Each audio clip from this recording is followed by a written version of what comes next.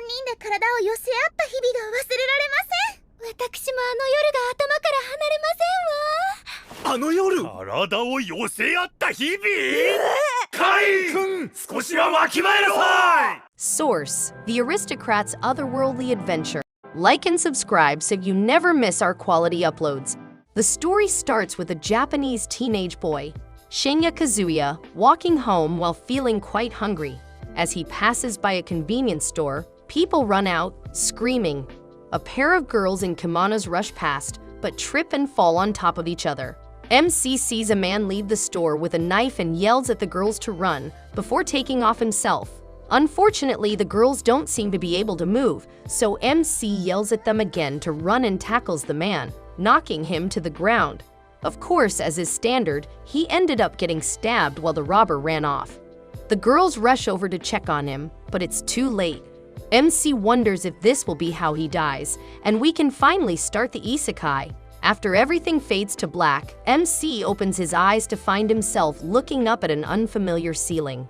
He wonders if he's in the hospital, but the surroundings are much too luxurious and resemble those of some medieval house. And indeed, as he looks around the room, he notices a maid cleaning a flower pot who tears up and runs over to him, calling him Master Kane. The girl's shouts attract the attention of his mother, who rushes over, asking if he's all right. MC has no idea what they're talking about until he sees himself in the mirror, causing him to freak out. He's now a young boy. While Kane exclaims, "Who is he?"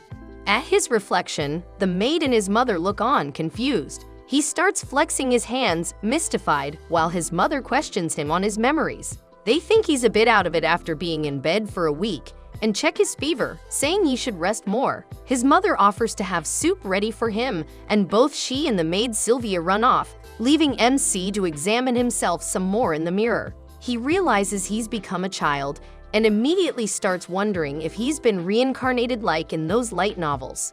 Showing some impressive presence of mind, he starts exploring his surroundings, checking out the room and seeing if everything's all right. Of course, he's looking down at his family jewels when the maid Sylvia enters with the soup. A misunderstanding breaks out as she thinks he's wet the bed, immediately declaring she needs to wash him despite his protests. Later, while she feeds him the soup, MC realizes his sense of taste is a little weak, but the food is still tasty. After eating, Sylvia starts patting him on the back, urging him to burp so she can put him back in bed. He manages to avoid falling asleep and has actually gained quite a bit of knowledge. His name is now Kane von Silford, a 3-year-old son of Garm and Sarah. His older sister Reen is 2 years old, and his father has 2 wives. The first is Maria and the second is Sarah. Maria has 2 sons, Jan and Alec, who look like your typical anime protagonists. This makes MC the 3rd son. His father is a margrave, which means he is a high-ranking aristocrat with his own army. He helps prevent invasions from other countries, such as the Esbird Kingdom of Gracia territory to the south, which is full of monsters and is frequently patrolled by adventurers. This gets MC excited, and he asks about whether they can use magic or swords. MC wants to be able to use magic, but he needs to start by learning how to write. Thus, MC throws himself into his studies. In his previous world, he was alone and had almost no regrets, and he's excited for these new opportunities. After some time passes, Kane has learned to not only read and write, but also do math. Although his parents praised him and think he's a genius, it's actually because he's already learned all of these skills in high school. MC obviously can't tell them this, so he instead says it's because Sylvia has been a great teacher, which makes her cry.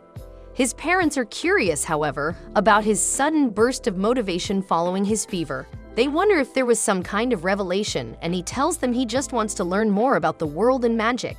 Kane asks his father to let him read books about that topic, and his sister fills him in on the process of baptization. When he's 5, he'll be baptized, so his parents urge him to keep on studying for now. Of course, MC soon realizes he can already use magic, and he has to try and hide it from both his parents, his sister, and Sylvia. Unfortunately for him, he can't control his powers, and his sister sneaks into his room while he's distracted. She says she knows he's been secretly studying the outside world, offering to teach him. Thus, she taught him about the Esbird Kingdom's history. The first king was a Kirito-like adventurer named Yuya, who founded the nation 300 years ago. The fact that the name was Japanese surprised him, as well as the fact there were elves, dwarves, and beastmen. He can't wait to go see the outside world and get baptized. Thus, the years pass and Cain is now 5 years old. His parents are waiting for him to go to the church, and everyone exclaims how cute he is. Thus, MC sets off with his family into the outside world, taking a carriage through the city and seeing plenty of old buildings, soldiers, monsters, and magic. He asks her sister what it's like to have status magic, so she demonstrates by pulling up what is essentially a video game character profile and showing him her stats. As expected, she has an obsession with MC. When he says that aloud, she makes an embarrassed noise and quickly closes the window. Cain changes the topic, saying he's impressed his big sister can use 3 types of magic. His mother tells him this is because she was given the blessing of the god of magic at level 2, and his father further elaborates, telling him there are 1 to 5 levels of magic and blessings.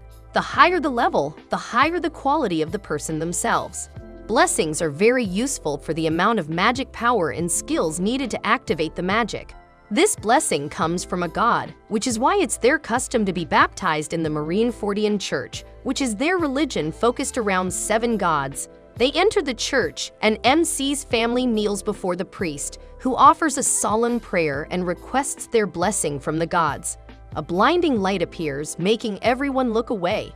When MC opens his eyes again, he finds himself in front of a table of those 7 gods who have apparently summoned him to the world of the gods. They've been waiting for him and seem to know his previous persona, Kazuya Shina. The god of creation, Zenom, addresses him and introduces him to the god Lime, who controls the cycle of life and death. As is standard, his death in his original world wasn't planned like that. You see, even if MC didn't do anything, the man with the knife would have tripped and fallen and been quickly subdued by the people around him. In other words, he did something completely unnecessary and actually got the murderer charged with murder since he accidentally killed MC. Lime is quite direct, and MC starts to cry, questioning his own existence after having fallen in such an unnecessary and rather foolish way. Where have I seen this before? Another isekai? No way. The god of death reveals to him that the god of earth had asked to reincarnate MC in this world, since he had died for such a noble yet hopeless cause. MC's memory was supposed to be sealed, since the memory of breastfeeding and diaper changing would undoubtedly prove quite traumatic. Cain doesn't seem bothered though, and is glad he was able to use his memories to allow him to live a very happy and fulfilling life with his parents and sister. He was able to quickly learn what he had to, and get through his studies much easier. MC thanks the gods for allowing him to keep his memories, and Reno, the god of magic, approaches, saying she will happily grant him her blessing for having studied so hard. The god of creation follows suit, as well as the rest of the gods. Everyone seems to take a liking to him and give him their blessings. MC gets sent back to his world, where everyone is surprised to see the statues having glowed that brightly. They're sure he's received multiple blessings and are eager to find out what. Cain has a bad feeling about this, so he feigns a stomach ache and runs off to check it by himself. Sure enough, all of his stats, skills, and magic are at level 10, meaning he's literally maxed out in every sense of the word. Even though it's usually level 5 at the most, the gods seem to have done something funny with him. He needs to hide this, since it would be really awkward to explain to everyone. Thus, using a gift from the god of creation, he modifies the look of his stats to conceal his power. At home, everyone shares a toast, and the conversation turns to MC's baptism. He tells them he's received many blessings from the gods and shows them his status. Unfortunately, still being new to the concept of magic, he forgot to make everything look normal. His amount of magic power is still off the charts, possessing almost 3 times the level of power of a royal mage, despite being 5 years old.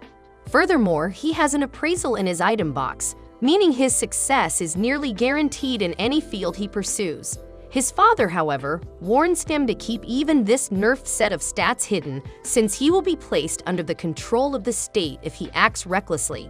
After all, he's already able to pose a threat to a country. After dinner, MC returns to his room, where he finds a summoning book and decides to summon a pet. Of course, he accidentally summons a demon and has to defeat it to prevent his sister Reen and her friend Palma from getting hurt. After a bit of emotional bonding, the incident passes and MC has his coming-of-age ceremony where he totally surprises us by declaring he wants to be a goody two-shoes adventurer.